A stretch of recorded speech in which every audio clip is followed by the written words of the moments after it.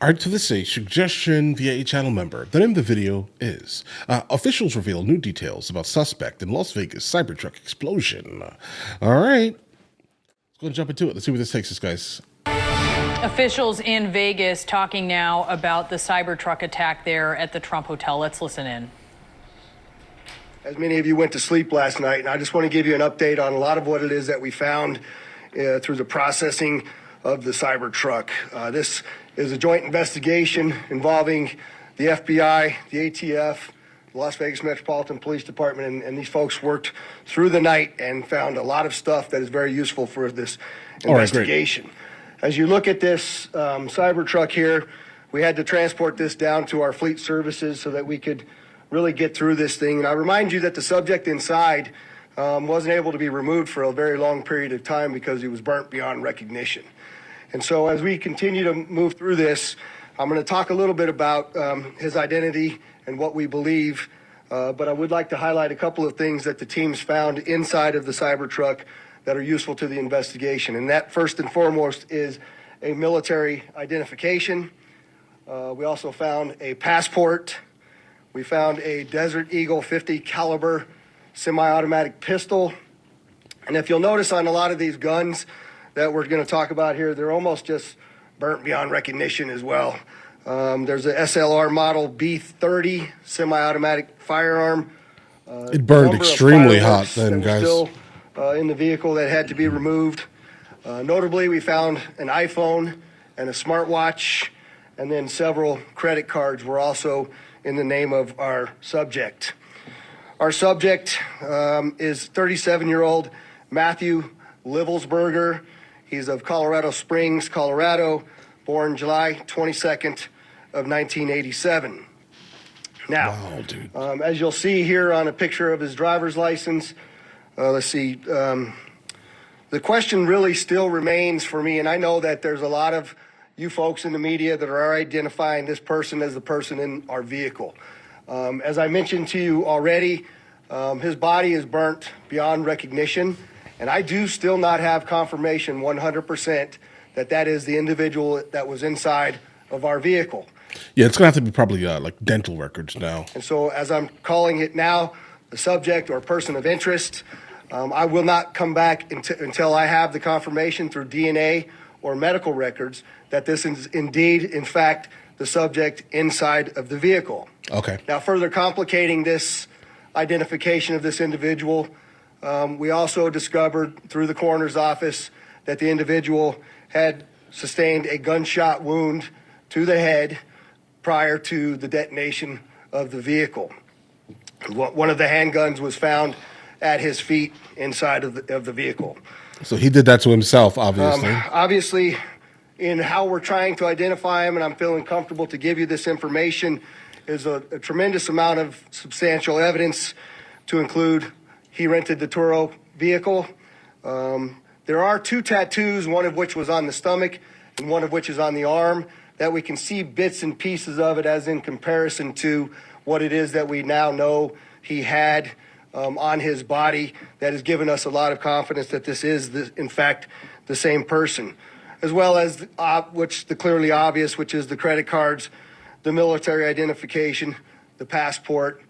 And then furthermore, as you'll see here in just a very short period of time, we tracked his movements from Colorado to Las Vegas, and in a number of the photographs that we were able to determine, he was the individual that was driving the vehicle. And also, I'd like to iterate this point to you. We still have only ever seen him in this vehicle, and we're not aware of any other subjects involved in this particular case. Okay. Now, I would like to acknowledge a couple of things because I know what's going on in the social media world, and there are a number of things in this case that are similar to the attack in New Orleans. We do know that our subject here served in the military. In fact, he's a current member of the military. Fort Bragg. Both of the subjects served at Fort Bragg, North Carolina. What we do know about that is it's a very large military base, and we have no record that they served in the same unit or even at the same years at Fort. Yeah, but the problem is that both of these individuals did serve at Fort Bragg. They both were in Afghanistan. Listen, we need to do definitely better with with helping the soldiers when they do come back, specifically with mental health. We do a lot better than that. Fort Bragg, Better than what we're doing. something that continues to remain under investigation. I also know that they both served in Afghanistan Yep. in 2009. We don't have any evidence that they were in the same province in Afghanistan, the same location, or the same unit. Again, something else that remains under investigation. Yeah, brother. They probably met on like a Reddit group or something. And we also know, of course, that they both used the rental company Turo to rent their vehicles. As far as his military background, it's been confirmed by DOD that he was indeed in the United States Army. He was also a Green Beret operations sergeant who spent most of his time at Fort Carson, Colorado, and in Germany.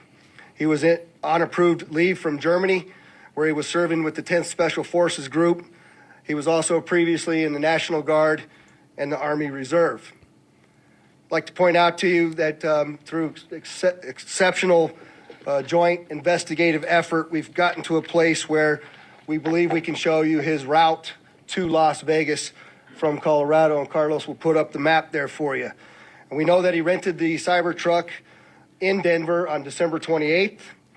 We tracked his movements through the Tesla charging stations to Monument, Colorado on December 30th. On the 31st of December, the truck was charged in Trinidad, Colorado, Las Vegas, New Mexico, And they sold the information that Elon Musk directly sent to them. and Albuquerque and Gallup, New Mexico. On January 1st, the truck was charged in Holbrook, Flagstaff, and Kingman, Arizona. We last tracked the truck Sounds in like Kingman Mojave at County? 0533 Kingman? yesterday morning. The truck was first spotted in Las Vegas at 7:29 a.m. yesterday. And Carlos will pull up a picture of the truck pulling onto Fashion Show Drive here. And that picture was observed at about 7:34 a.m. We know that he pulled into the Trump Valet, and I believe we have a video of that. You can see the Cybertruck highlighted there.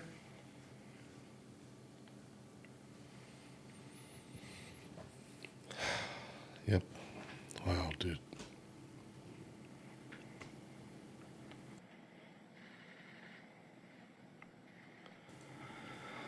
So through extensive surveillance video, we were able to track him leaving there, and we know that he went to several different places along Las Vegas Boulevard, and he spent some time in a parking lot of a business near Flamingo and Las Vegas Boulevard.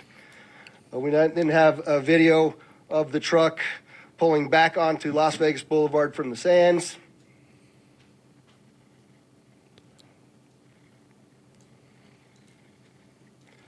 See that there?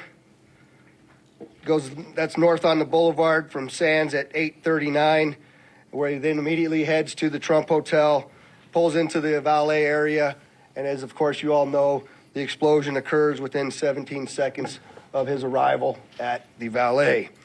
There's some additional investigative updates that are going to be provided to you by a couple of the other speakers here, the first of which will be our special agent in charge of the FBI local office, Spencer Evans. Spencer? All right, let's go, guys. Good morning. My name is Spencer Evans. I'm the special agent in charge of the FBI's Las Vegas division. As the sheriff mentioned, we've been working through the night with our partners, the Las Vegas Metropolitan Police Department and other agencies, to gather all the facts and determine a motive to what was initially reported to the FBI as a bombing incident, to which our special agent bomb techs and others responded.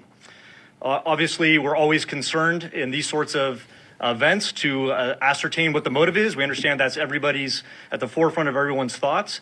And so looking into exactly that's the number one for everyone. Remains our number one priority. This is why the FBI's Joint Terrorism Task Force has been brought into play. The Joint Terrorism Task Force, most important part of that acronym is joint. It is done in concert with our partners, which are comprised of more than a dozen investigative agencies here throughout the state of Nevada. We've been working hand in glove, side by side, tirelessly to determine, is there any ongoing threat to the public, to identify the subject, to determine any potential connection to other events going on in the world, most notably in New Orleans. and then obviously to determine if there's anything else He's referring to the Super Bowl that we need to be tracking down. At this time, as the sheriff's pointed out, we feel that the subject has been identified, although not conclusively, waiting for DNA evidence on that front. However, we do feel like we have the subject identified, and at this time, there is no information about additional subjects that the FBI is tracking on. Our resources, as I mentioned, that have been deployed in support of this event include Special Agent Bomb Techs, our evidence response team, which is processing crime scenes, side by side with the forensics folks from Las Vegas Metropolitan Police Department, our investigators, our intelligence analysts, and then outside of the FBI Las Vegas field office, we have investigative leads that are being conducted by FBI field offices, both internationally and domestically as well. As always, when the FBI is involved with any sort of case like this, we ask for help for the public. Anyone with information related to this incident, we encourage you to please call 1-800-CALL-FBI, or you can submit a tip online at tips.fbi.gov. We've already received thousands of tips related to this incident. The challenge that we face moving forward is to separate those that are pertinent and relevant and those that can be verified from those that have not. For example, one of the tips that we received just today relates to information alluding to this subject's personal experiences related to his time and activity in the military. Again, that's unverified and uncorroborated, but one of many tips and leads that we will be following up in the days that come. All right. Good. Oh, no, don't play the next one. All right, hold on. To be honest, when I think about this here, I'm not even sure there was a motive. I guess who would know? But like looking at it and noticing that these two individuals, you may say that they should have never crossed paths in any meaningful manner. Bro, there are events that happen, right? And what I mean by that is that there are things that happen where all the soldiers kind of get together and they do things, right? Type of occasionally, or they find groups on the internet where they can, candidly speak. Oh, I served at Fort Bragg this time. Oh, I was also there at this time. Let's communicate and things like that, right? They can also just be massively disgruntled, but without any type of manifesto. Then their point really was never made. Other than the last point of the Cybertruck in front of Trump's tower, which is a thing. But it could have just been done to throw everyone off completely. The reality. Will we ever know? I'm not sure. And I'm not even sure what type of tips are needed. We know exactly kind of who they are, right? Could there be potential for more people? I don't think so. And the reason why I'm saying this is because it was like two individuals that have done this in similar times, right? It kind of tells me that this is a small knit group, because generally the larger things get, the more things start to leak, let's say. And then the FBI obviously would have more people to be looking at. So nothing in me says that something else is happening unless there's a plan on like some gigantic event. This is why the guy from the FBI basically pointed out other events going on. He didn't want to mention it because he didn't want to cause any type of panic and things like that, right? But I think we all kind of know who and what he's talking about. I'd say it's probably the Super Bowl, most likely. But guys, as more information comes out, I definitely would like to dig into it and see if we can actually get some type of insight on what actually happened. I think that these guys were just fed up with whatever they were fed up with and decided to do something crazy. The one in New Orleans probably more so than the one that purposely parked where they parked. Purposely parked where they parked and didn't cause any type of actual havoc. I think one person was affected negatively during the Vegas one, guys. But we are definitely following this story. So, guys, listen. You guys all have an absolutely amazing day. Enjoy your day thoroughly, guys. Stay safe, guys. All right. This is my lightsaber. Hey guys, you guys subscribe to the other channels? Logical Movie Reviews with Mr. L. Boyd, along with Mr. L. Boyd Music. Oh, also, Mr. L. Boyd Discusses. Guys, check it out. And if you haven't heard it today, you're amazing.